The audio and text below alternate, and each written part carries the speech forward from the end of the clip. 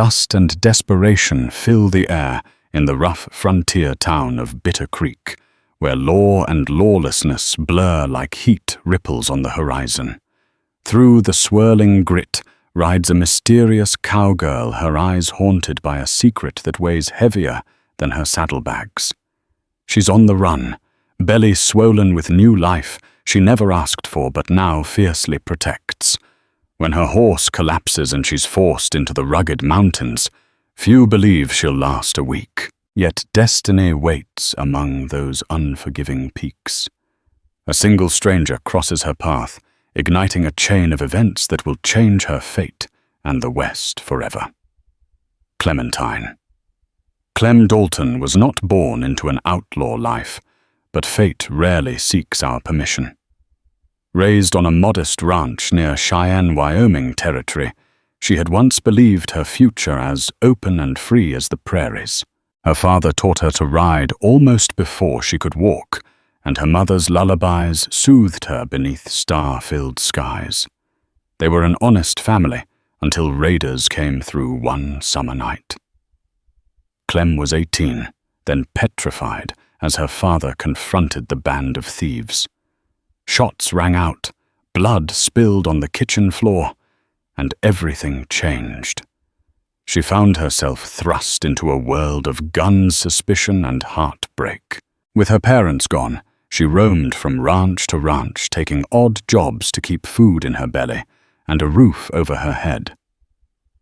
Over time, rumors circled that she ran with outlaws, though she never let on how she truly survived. Perhaps she'd stolen a horse here or liberated a meal there. Life gave her few choices, and each one had a price. One scorching afternoon, in a half-deserted settlement north of Laramie, Clem encountered a charismatic drifter named Sam Snakebite Riley. He had the swagger of a gunslinger and a stare that unsettled her. But if there was one thing Clem had learned, it was how to spot trouble, and sometimes trouble was better as a friend than an enemy. So she joined forces with him, if only to find a safe place to sleep for a night or two. Sam had big ideas. He bragged about pulling off a stagecoach heist, making enough gold to buy a ranch down in the Arizona territory, and living a life of ease. She should have walked away. Instead, something about his reckless confidence drew her in. Against her better judgment, she allowed herself to follow. His plan went sour. The Pinkerton Detective Agency, known for hunting down outlaws across the frontier, was hot on Sam Riley's trail. When they finally cornered Sam, he refused to go down quietly. A shootout erupted. Bullets shattered windows, horses screamed, and in the chaos, Clem found herself pinned between the lawman and the drifter she'd foolishly trusted. By the time the gunsmoke cleared, Sam lay bleeding in the street.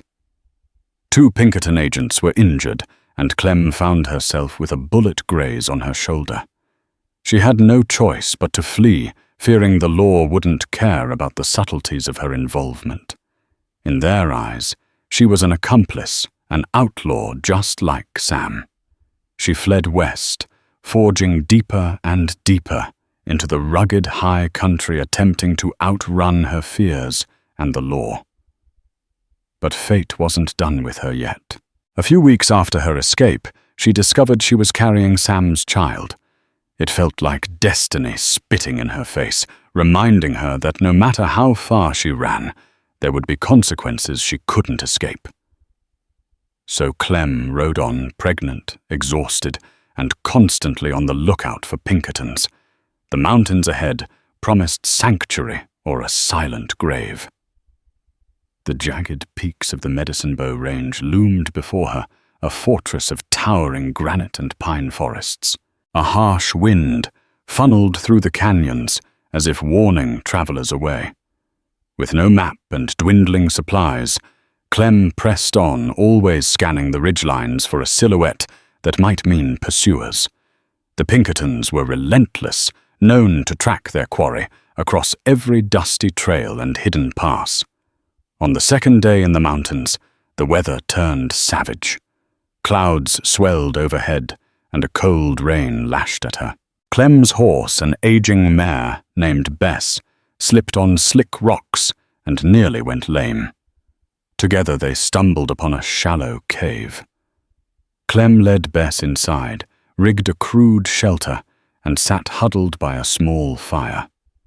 She whispered to the unborn child, wondering if the baby could hear her heart pounding with fear and determination. This wasn't how she imagined motherhood. As a child, she had dreamed of a warm ranch house, a loving husband, and her parents' approval.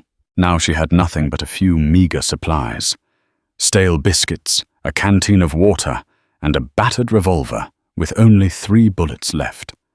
She tried to ignore the pangs of hunger and the constant ache in her shoulder where the bullet had grazed her.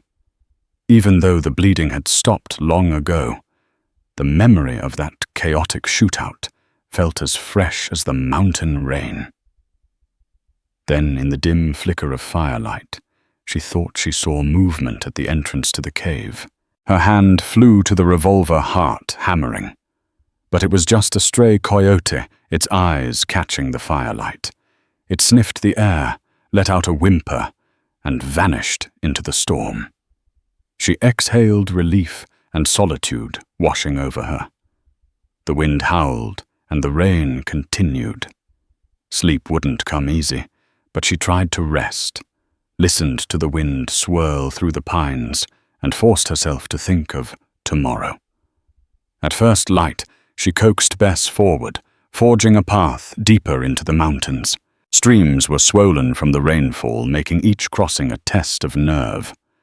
Her boots were soaked, her clothes caked in mud. Still, she pressed on. She knew the Pinkertons had no reason to give up. If they found her, she'd hang for abetting Sam Riley. But it wasn't just the law that scared her.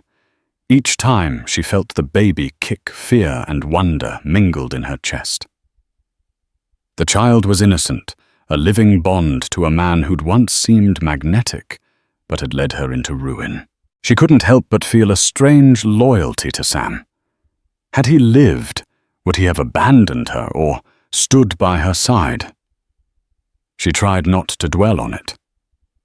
Right now, survival was her only priority. She needed better shelter, more food, and a place to wait out the rest of her pregnancy. If she gave birth in these mountains alone, she'd need every bit of strength and cunning she possessed. Somewhere in the swirling mists of pine and granite destiny waited. Whether it would save her or swallow her, Clem had no way of knowing. Days blurred into one another as Clem guided her weary horse through switchback trails. When the sun rose, it scorched the rocky slopes. By twilight, the temperature plummeted, leaving her shivering beneath a thin blanket. The baby's kicks grew stronger, more insistent, as though urging her to find a safe place to rest. Finally, she crested a ridge and spotted a narrow valley below. Tall evergreens stood like sentinels, their branches dusted with snow even in late summer. A winding creek shimmered through the valley floor. Clem prayed it would lead her to some form of civilization. She half expected to see a cabin or even a lonely trapper's shack. But as she rode along the creek, all she found was the ruin of an old logging camp, its structures' collapsed roofs caved in under the weight of many winters. She dismounted to explore. Bess nickered softly. Her ears pricked at the silence. Clem walked among splintered beams and rusted tools. It felt like a ghost town haunted by echoes of the men who once worked there. Still, she found an intact shed, its roof slanted but stable enough to keep out most of the elements. She decided to settle there, at least for the night. Clem rummaged through the debris, hoping for any scrap of provisions. In a corner, she discovered a weathered trunk. The lock had long since rusted away, allowing her to pry it open with her knife. Inside were moth-eaten blankets and a few tin plates. She also found a small jar of salve, likely for cuts or burns. Grateful for even these meager supplies, she arranged the blankets into a makeshift bed. That evening, the wind picked up again, whispering through the pines like an omen. Clem's eyes grew heavy. She clutched her revolver close, haunted by the relentless sense that someone might find her. Pinkertons. A wandering band of outlaws. She wasn't sure which was worse. Her nightmares that night were vivid. Sam's face, twisted in pain. Pinkerton rifles looming, the baby's wail echoing off the canyon walls. She woke with a jolt, breath ragged. The shed was pitch black. Outside, an owl hooted. She rose carefully, stepping out into the cool night air. Overhead, the Milky Way stretched across the sky, brighter than any city light. For a moment, she felt small and insignificant, a single spark of life trembling under the vast wilderness. Morning light brought her a faint glimmer of hope. She managed to trap a couple of rabbits using an old snare she found near the logging camp. It felt good to have meat sizzling over a small fire, even if her hands shook from fatigue. The baby stirred again, and she spoke softly. "Hold on, little one. We'll figure this out. Mama's gonna keep you safe." Yet as the sun climbed higher, doubt clung to her. She couldn't stay hidden in that abandoned camp forever. Sooner or later, if the Pinkertons were thorough, they would sweep these mountains. Her only chance might be to push farther west, risking the treacherous passes. The question was whether she had enough strength left for another journey, and whether time was running out before the baby arrived. On the third day after she reached the abandoned camp, Clem awoke to the distant echo of a gunshot. Her heart pounded. Could it be Hunter's bandits? The Pinkertons? She quickly saddled Bess and packed her few belongings, preparing to flee if necessary. Cautiously, she climbed to a vantage point on the hillside. A light breeze carried the faint smell of gunpowder. Through the stand of pines, she spotted movement. A man crouched near the creek bed, apparently dressing a freshly killed deer. He looked too well equipped to be a drifter. His horse, tied to a tree, had quality saddlebags and well-maintained tack. Clem held her breath, weighing her options. She didn't see a Pinkerton badge, but that didn't mean he wasn't one of them. The agency was known for sending men undercover, blending into the wilderness to capture their quarry. On the other hand, she was dangerously low on food. That deer represented survival for her and her unborn child. She would risk an approach, but she'd do it carefully. Drawing closer, she made sure her revolver was within reach. The man wore a battered cowboy hat, a buckskin jacket, and carried a rifle slung over his back. She noticed a faint limp in his left leg as he moved around the carcass. Something about the way he worked, steady, methodical, put her slightly at ease. Still, she kept her guard up. A twig snapped beneath her boot, echoing in the crisp air. The man spun around, rifle leveled, his piercing green eyes locked onto her. She raised her hands slowly, palms out in a gesture of peace. "Easy there," she called, voice shaking. "Not looking for a fight." He didn't lower his rifle. "Who are you?" he demanded, his voice gruff, but tinged with caution. She paused, mind racing. Giving her real name could be dangerous, but lying might also lead to trouble. "I'm Clem," she finally said, deciding on partial honesty. "Just passing through." Passing through. He glanced at her horse and then her swollen belly. His gaze softened slightly, and he lowered the rifle. "Not the best place for a journey like yours." "No," she admitted, glancing away. "But I didn't have much choice."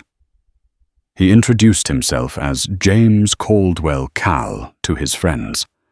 A rancher originally from Texas, he'd come north in search of a quiet life after too many tragedies back home. Now he lived in a small cabin, a few miles deeper into the mountains, trapping and hunting to survive. Something about him felt genuine. Perhaps it was the weariness in his eyes that mirrored her own. When he noticed her hollow cheeks and trembling hands, he made a split-second decision. "Come on," he said, gesturing toward the deer. "I'll share. Can't leave a pregnant woman to starve out here." Apprehension warred with relief in Clem's chest. She followed him warily, keeping a hand near her revolver. But as they cooked strips of venison over his campfire, her hunger overrode her caution. She devoured the meat, nearly choking when tears of gratitude welled in her eyes. For the first time in months, she felt something akin to hope. Yet she couldn't forget the reason she was on the run. The law wouldn't care if she was starving or pregnant. If James Caldwell was as good-hearted as he seemed, she worried that bringing him into her troubles might cost him dearly. After sharing the meal, Cal offered to let Clem stay with him for a short time at his cabin. "You look half frozen and half starved," he said, trying not to sound too paternal. "Reckon you shouldn't be traveling so rough in your condition." She studied his face lined with hardship, yet gentle around the eyes, and decided he was no Pinkerton. Nonetheless, her mind churned with caution. Trust was a rare commodity in the West. She'd trusted Sam once, and look where that led. But desperation outweighed skepticism, so she accepted Cal's offer. Their journey to his cabin took the remainder of the day. They led their horses carefully along narrow trails and over loose, scree slopes.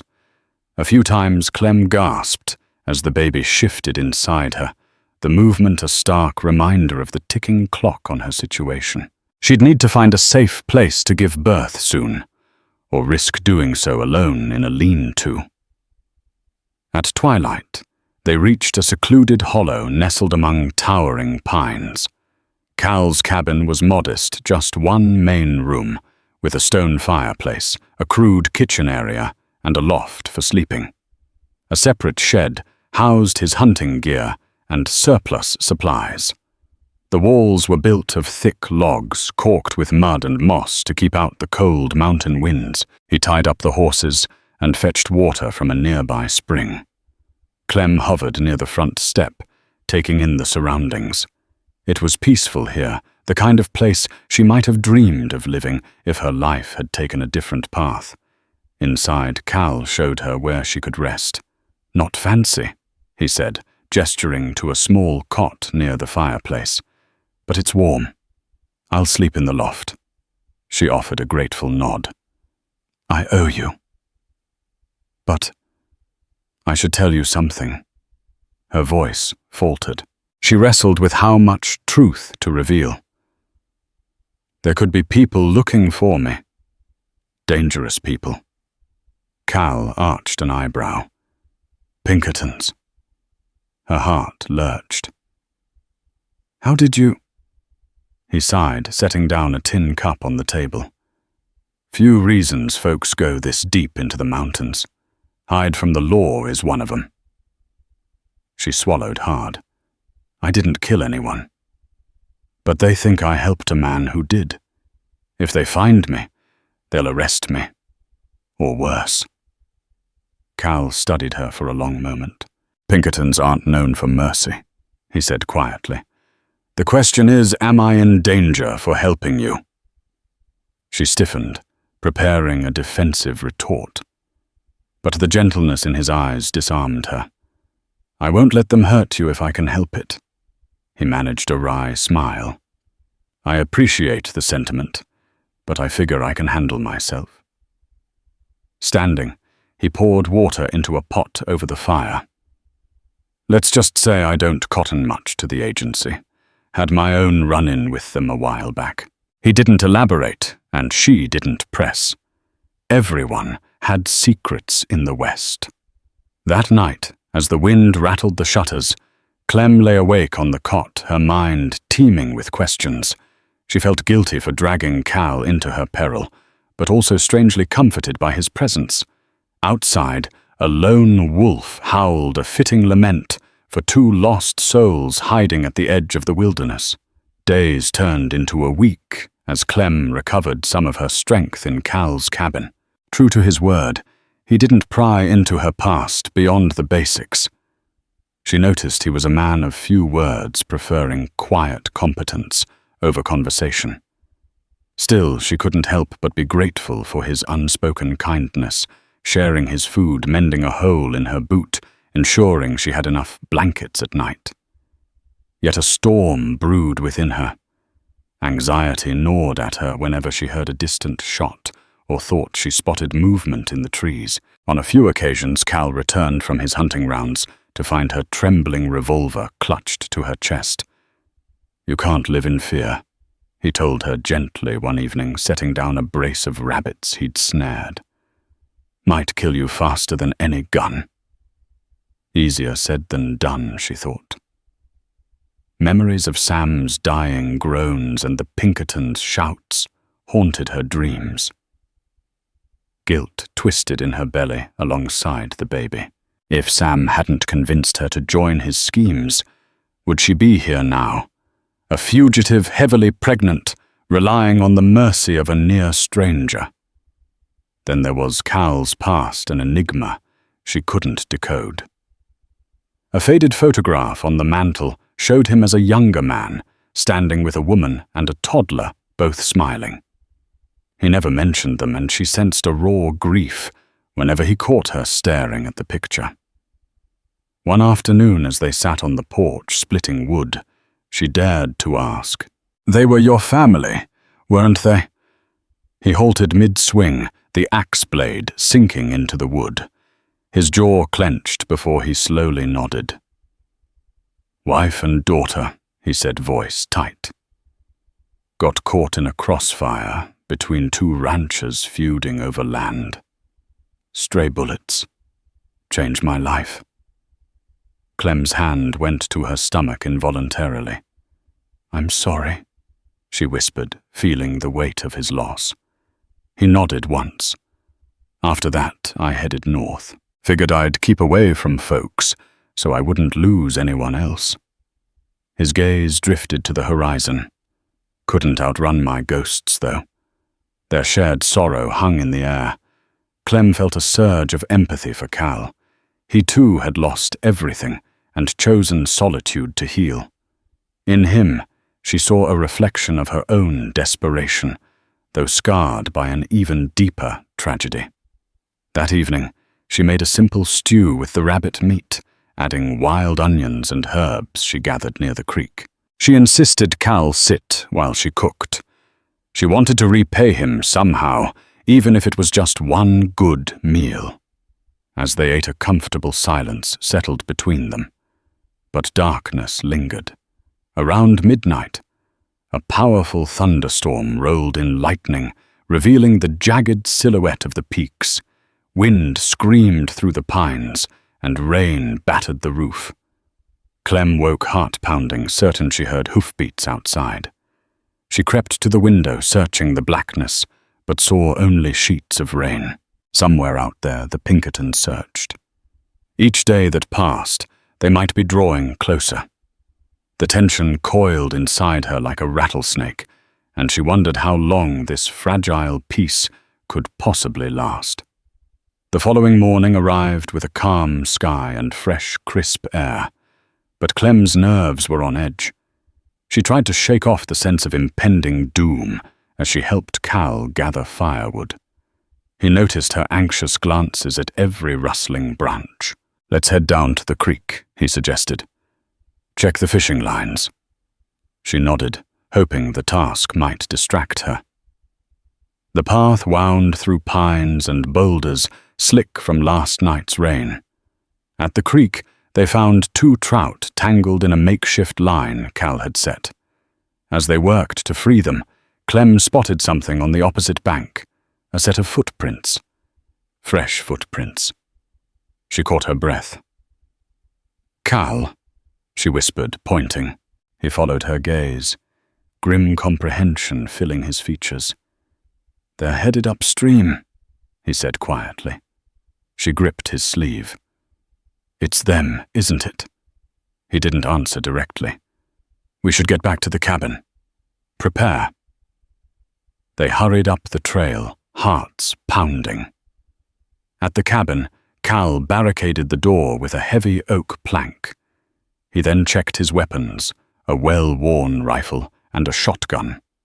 "You know how to use that revolver?" he asked, a hint of urgency in his voice. Clem nodded. "I'm low on bullets." He rummaged through a small chest and produced a few cartridges. "They might fit," he said, handing them over. "Load up." Time stretched taut as they waited. Clem paced near the window, every creak in the pines sending her pulse racing. Cal positioned himself by a narrow window at the back of the cabin, rifle at the ready. An hour passed, then 2. The baby squirmed as if agitated by the tension. Ooh. Then they heard it hoofbeats, slow and deliberate, approaching from the south. Clem's mouth went dry. She peered out a crack in the shutter and saw 3 riders. They dismounted and spread out, circling the clearing. Each wore a dark vest and carried a rifle. Their eyes roamed, searching. A gruff voice called, "We're agents of the Pinkerton Detective Agency. We know there's a fugitive in that cabin. Come out with your hands up." Clem's chest tightened. She glanced at Cal, who shook his head firmly. "That's a bad idea," he whispered. "They won't give you a fair trial." Gunshots suddenly rang out, splintering the wooden shutters. Clem dropped to the floor, heart hammering. The Pinkertons weren't in the mood for negotiation. She could hear their boots crunching on the undergrowth as they advanced. Another volley of gunfire hammered the cabin walls. Cal returned fire from his vantage point, forcing them to take cover. Clem crawled to the corner revolver, clutched tight. She prayed for the baby to stay calm, for her own nerves not to fail. The memory of Sam's shootout flashed through her mind, the chaos and bloodshed. All too familiar. In the frenzy, a bullet shattered the cabin's small side window, showering them with glass. Splinters raked Clem's arm, drawing blood. She clenched her teeth against the pain and risked a glance outside. One Pinkerton lay wounded, groaning. Another was crouched behind a fallen log, reloading. The third circled behind the cabin, trying to flank them. Cal pressed his back to the wall, eyes scanning for a better defensive position. Then he looked at Clem. "We can't hold them off forever. You got any ideas?" She swallowed, adrenaline surging, and prepared to fight for her life and the child she carried. With bullets peppering the cabin and the Pinkertons out for blood, Cal and Clem reached a silent agreement. Staying put was suicide. They needed an escape route. The back of the cabin led to a narrow ravine concealed by thick undergrowth. If they could slip out under cover of the gunfight, they might evade capture. On my signal, Cal muttered. He took aim through a gap in the shutter and fired 2 quick shots at the Pinkerton behind the log. The agent ducked, returning blind fire. Shards of wood erupted from the cabin walls. Clem clenched her revolver heart in her throat. She felt the baby kick in protest at the chaos. Now or never. Cal yanked the door open, and they sprinted outside. Shots echoed through the clearing, hot lead zipping past them. She nearly stumbled on a tree root, but Cal steadied her, half carrying her in his rush. They disappeared into the dense brush behind the cabin boots, pounding soft earth branches, clawing their faces. Behind them, she heard the Pinkertons shouting, "They're running! After them!" She urged herself forward, ignoring the stitch in her side. Fear lent her strength, but her pregnant body dragged her down. Each step felt heavier than the last. They found a narrow game trail that zigzagged through the ravine where the tree canopy blocked most moonlight. They scrambled over rocks and fallen logs, every snap of a twig sending tremors through Clem's exhausted mind. Would the Pinkertons track them here? Most likely. The question was, could they outrun them? An hour later, the moon hung high, ghostly pale through the pines. Cal finally stopped. Clem collapsed onto a mossy log, gasping for air. Sweat trickled down her forehead, mingling with dirt and blood from the cut on her arm. Cal knelt beside her. "We need to keep moving," he said, though his voice was gentler than before. She nodded, willing her lungs to cooperate. "Which way?" He glanced at the faint outline of distant peaks. "North. I know an old pass that might lead us to a valley beyond this range. It's tough terrain, but maybe they won't expect it." With grim determination, they pressed on, guided only by starlight and Cal's knowledge of the land. Eventually they found themselves at the bank of a roaring stream, snowmelt-fed and icy cold. The current was strong, but if they crossed, it might mask their scent and tracks. Clem hesitated. The water rushed by with a menacing hiss. She looked at Cal, uncertain. He held out his hand wordlessly, promising safety. She stepped in first, the frigid water seizing her breath. Cal followed, supporting her against the surging current. Each step was an ordeal, as the stream threatened to sweep them away. But they reached the other side, soaked to the skin and shivering. They climbed onto the opposite bank, hearts pounding. By now, fatigue gnawed at Clem's every nerve. She pressed a hand to her belly, fighting back tears. Cal put an arm around her shoulders, offering what little warmth he could. Behind them, faint echoes of pursuit lingered. The Pinkertons were not far off. For the sake of her unborn child, Clem had to keep going. Together they vanished into the moonlit forest, praying the mountains would grant them refuge for one more night. As dawn broke over the mountain ridges, Clem and Cal emerged from the dark forest into a breathtaking meadow. Towering cliffs rose on either side, and ancient pines dotted the lush valley floor. Though her clothes were still damp, and her body begged for rest. The sight of sunlight on dew-kissed grass lifted her spirits, if only for a moment. They pressed onward, searching for a secure hiding spot. At the meadow's far end, the cliffs formed a natural barrier.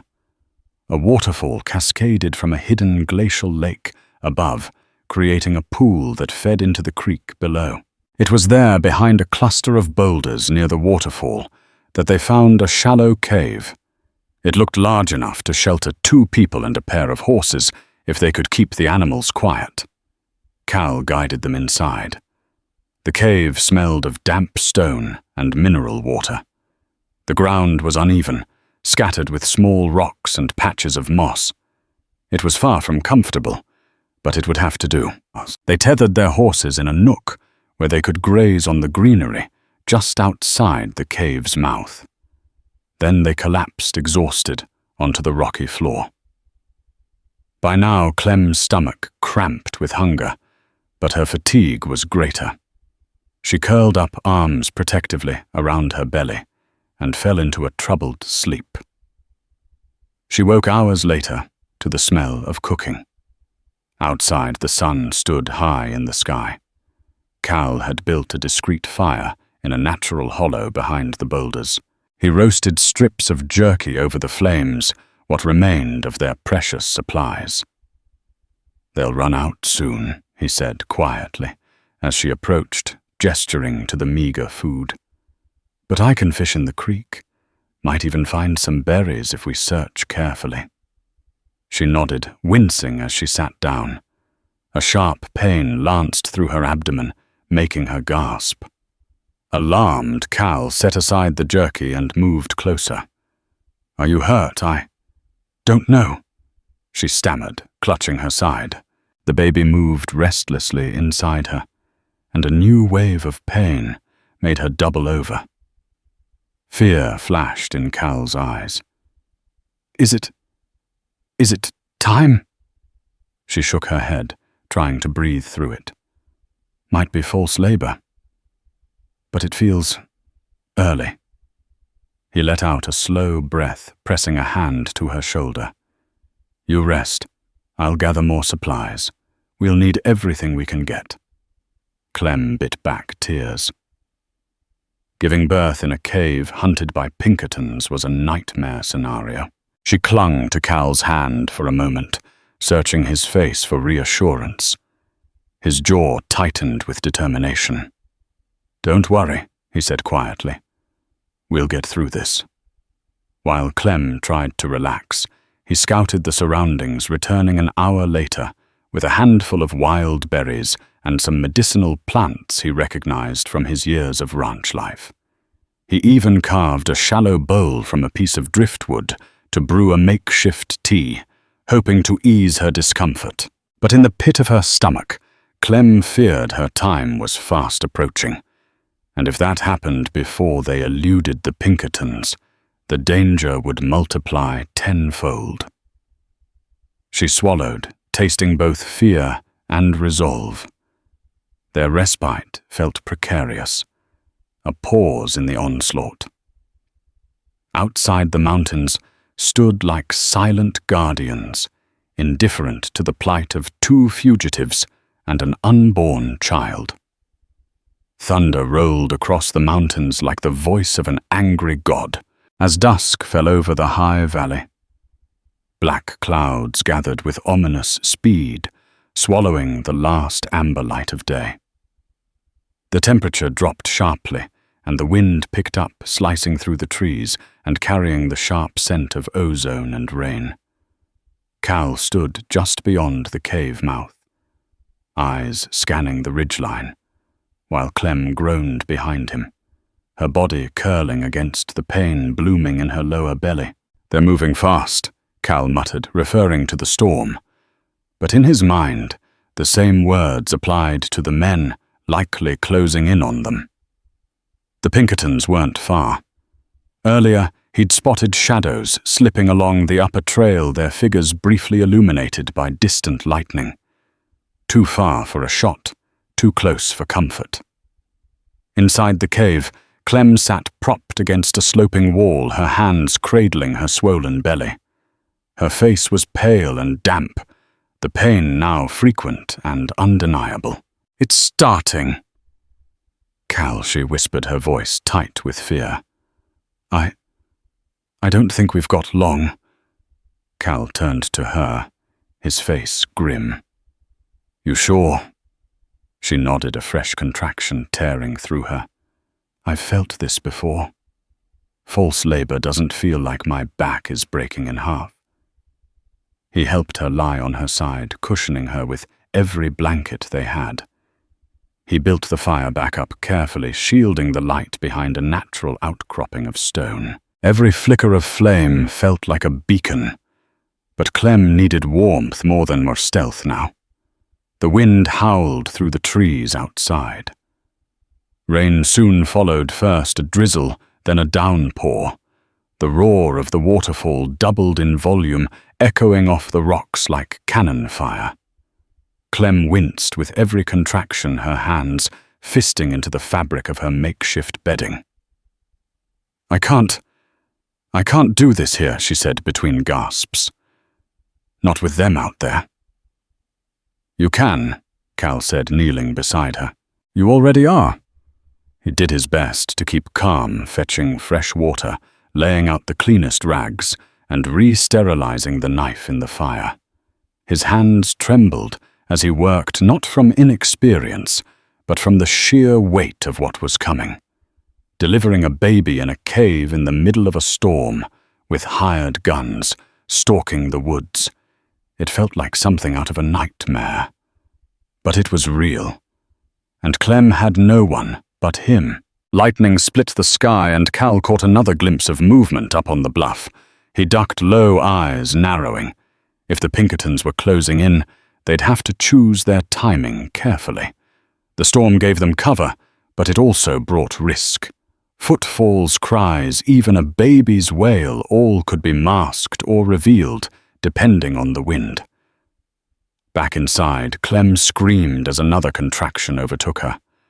Cal rushed to her side. "Breathe. That's it. You're strong, Clem. Stronger than any of them." She gritted her teeth, nodding through tears. "You say that like you know me." "I do," he said simply. He did. He'd watched her risk everything for her unborn child, face down armed men, and endure hunger and exhaustion without a word of complaint. Now she fought the hardest battle of all, and she did it with fire in her eyes. Time blurred into a fevered rhythm. Pain, panting, lightning and rain. The cave became a world unto itself, detached from the wilderness, outside a crucible of blood, sweat, and new beginnings. Suddenly, a noise. Not thunder. Voices. Cal turned his head sharply. Over the waterfall's roar, he could just make out shouts, brief, commanding male. He gritted his teeth. The Pinkertons had entered the valley. "I see their lights," he whispered, crouching near the cave's mouth. Clem cried out again, this time louder. Her body arched. Cal raced back to her torn between watchman and midwife. She clutched his arm, her fingernails digging into his skin. "I think he's coming." Cal swallowed hard. "All right. Okay. Just like before, on the next push." Another cry broke from her lips, this one raw and primal. Outside, the Pinkertons' lanterns bobbed through the trees. A flicker of movement caught Cal's eye. One of them was moving toward the waterfall. "Stay low," he muttered to himself. "Stay hidden." Inside the cave, Clem screamed again. Cal turned and saw blood, saw movement, saw life. The baby was crowning. "You're almost there," he said, trying to keep his voice calm. "One more push." Another cry. And then sudden piercing.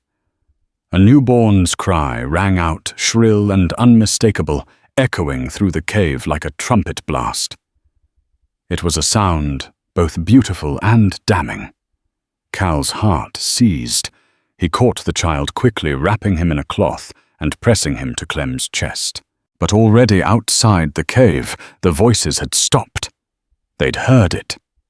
Cal raced to the edge of the cave, his rifle in hand. The lanterns had paused, their bearers suddenly alert. The agents turned, scanning the rocks. A voice called out, "You hear that, another?"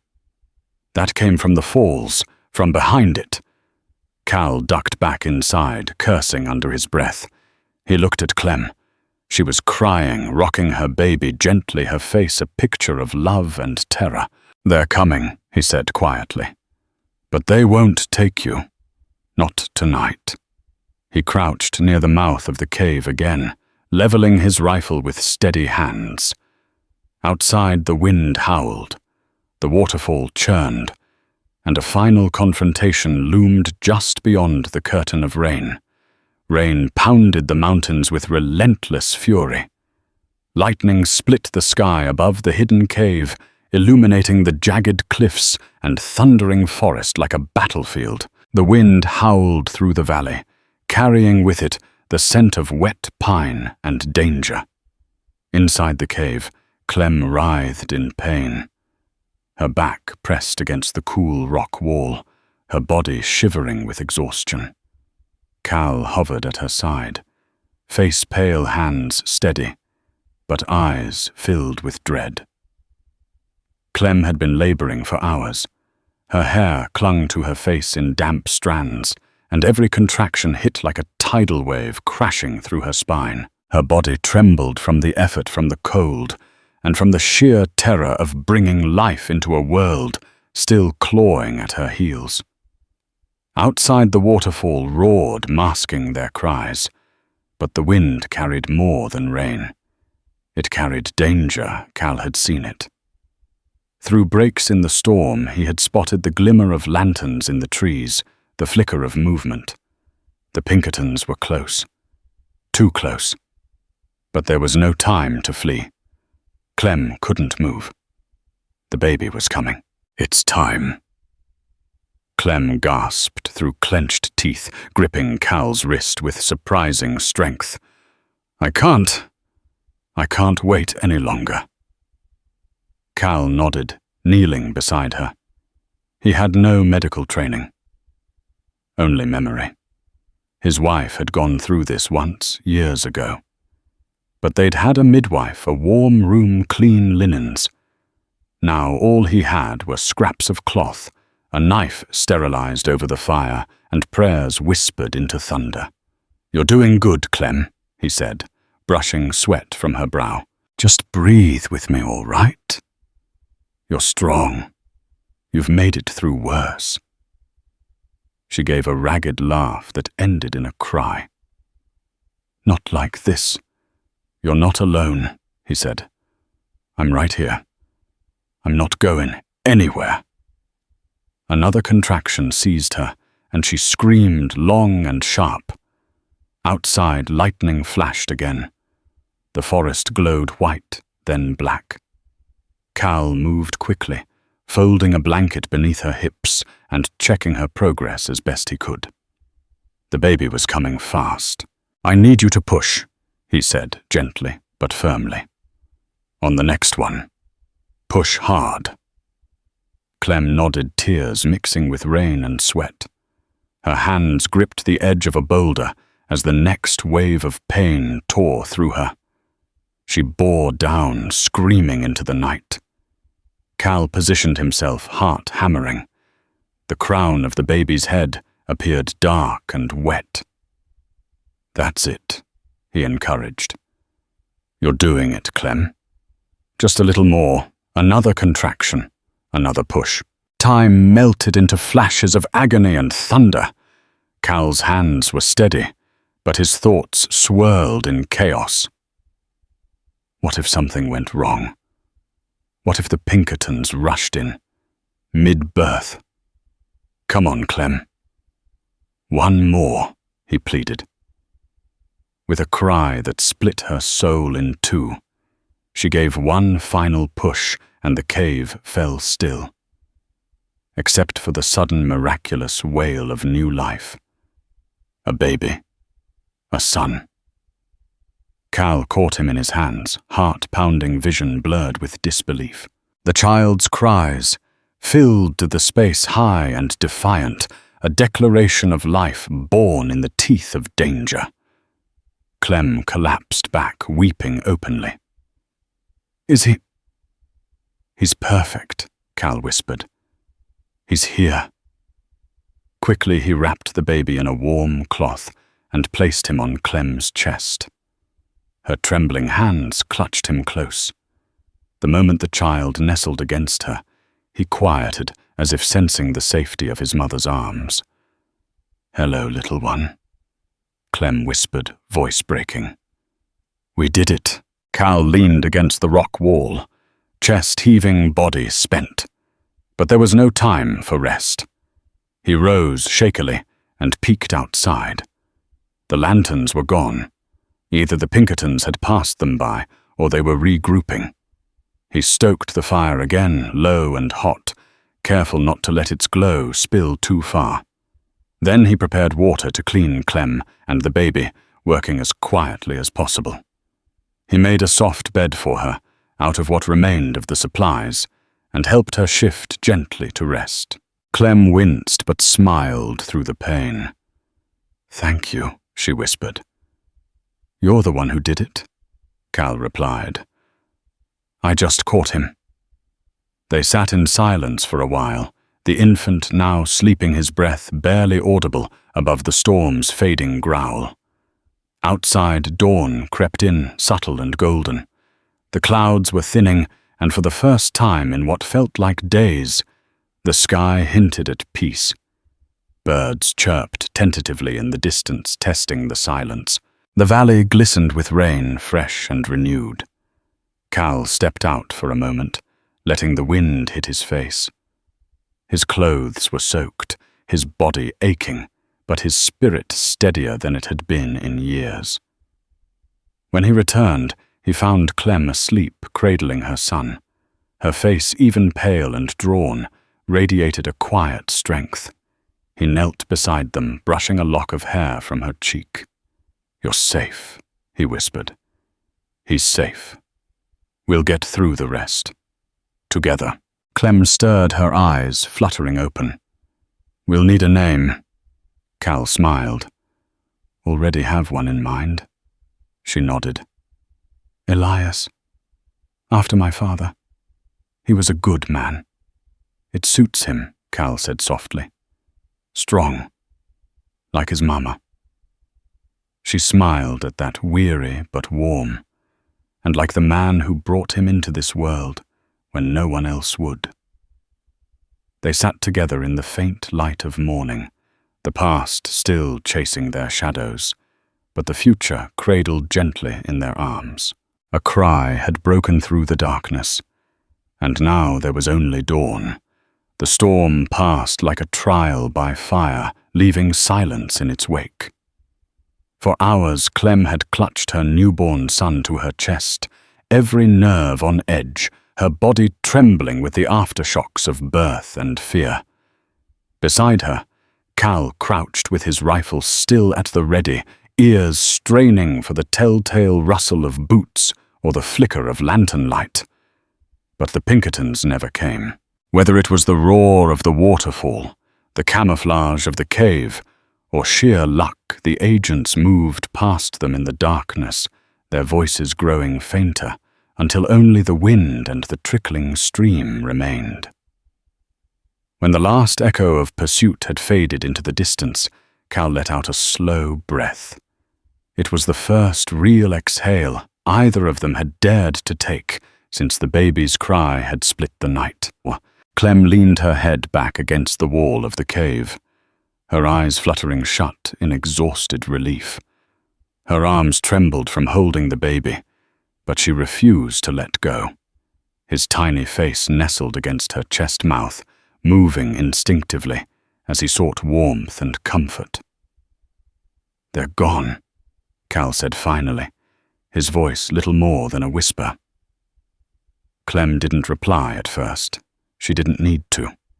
Tears streamed silently down her cheeks, not from pain, but from something raw survival. She had survived. Her child had survived, and Cal, this stubborn, soft-spoken man who had risked everything, had stayed by her side when he had every reason to walk away. I thought we were done for," she said hoarsely, her voice cracking with emotion. Cal sat down beside her, resting his rifle on the ground. So did I. Outside, dawn stretched across the valley like a slow, unfolding prayer. Sunlight filtered through the mouth of the cave, catching the dew on the grass and bathing the world in soft gold. Steam rose from the soaked earth, and birds began to call cautiously from the trees, as if unsure it was safe to sing again. Cal rose to his feet and stepped outside to scan the valley. The horses sheltered deeper in the rocks remained calm, perhaps sensing the danger had passed. He crouched by the creek, cupped water in his hands, and drank deeply before filling the canteen. His muscles ached with weariness, but adrenaline still hummed through his veins. When he returned to the cave, Clem had shifted to lie on her side, her arms curled protectively around the sleeping infant. She looked up as he approached, eyes puffy but clear. "Do you think they'll come back?" she asked. Cal considered the question. "They might, but for now we've got breathing room." Clem reached for the canteen with shaking hands. Cal helped her drink, his palm steady beneath hers. Then he settled beside her, his voice low. "We should stay here a few days, let you recover." Then we'll move again north like we talked about. Cross into Montana territory. Maybe find a mining town or a ranch that won't ask questions. Clem nodded, but her gaze drifted down to her son. He doesn't even have a name yet. What do you want to call him?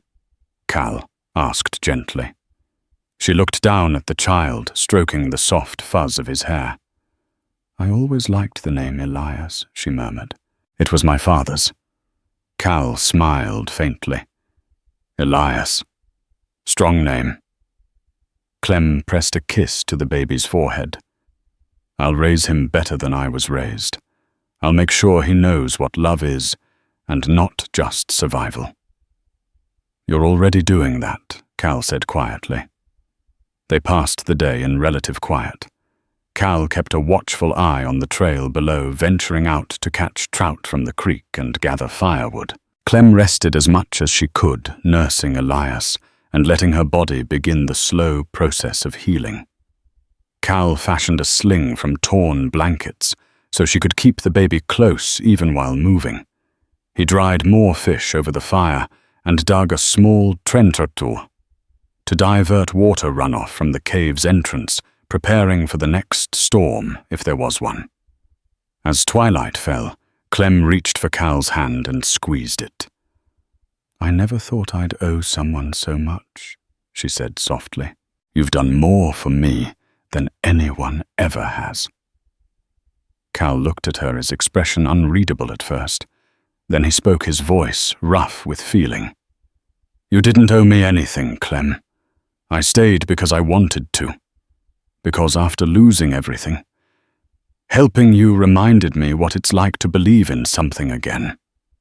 They sat together in the golden dusk, Elias nestled between them, tiny breaths rising and falling in rhythm with the fire. Eventually, Clem spoke again. When this is over, if we make it through, do you think we could start over? Somewhere far away, where no one knows my name. Cal met her gaze, and for the first time since the cave, he smiled. We don't have to wait until it's over. We can start now. Clem's eyes welled with tears once more, but they were no longer born from fear. They were tears of something harder to define, hope, fragile but real. But that night, as the stars returned and the crickets resumed their song, Cal took the first shift of watch while Clem and Elias slept, curled together under his coat. He sat at the cave's edge, rifle across his lap, eyes on the darkened trail. They had survived the night, but survival was no longer enough. They had each other. And come morning, they would ride not just to escape, but to build a future. Neither had dared dream of just weeks before. That's the story of Clementine Clem Dalton and James Caldwell. Two wandering souls who found hope in the most unlikely of places. Their journey through the unforgiving mountains proved that courage isn't born from comfort, but from desperation and the unshakable promise of a better tomorrow. For Clem, a single act of kindness from a man who had every reason to guard his heart changed her fate forever. For Cal, guiding a fugitive and her newborn child toward safety helped him confront his own ghosts. If you've been inspired by their story of resilience, loyalty, and rebirth under the vast Wild West skies, please give this video a thumbs up. Share it with friends who appreciate tales of frontier grit, and subscribe to this channel for more stories of hope and courage. Every like, share, and subscription helps keep these dramatic narratives alive. Thank you for joining us on this unforgettable ride.